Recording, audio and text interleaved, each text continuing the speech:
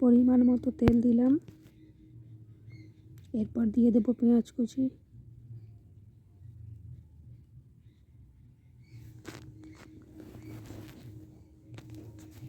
লবণ,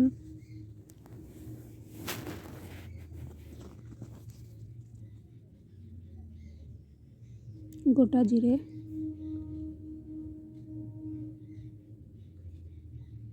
হলুদ গুঁড়ো,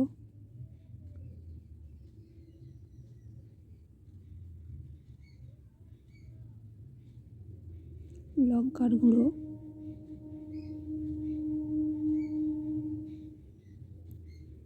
আদা রসুন বেটে রাখা ওটা দিয়ে দিলাম।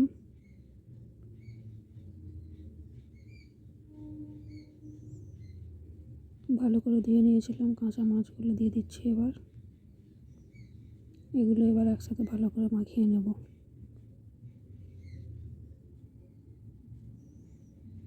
গরম মশলার গুঁড়ো,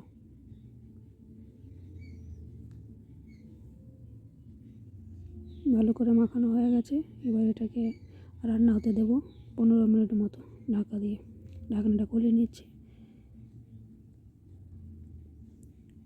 রান্নাটা হয়ে গেছে, এবার নামিয়ে নেব। বন্ধুরা, আপনারাও অবশ্যই ট্রাই করবেন।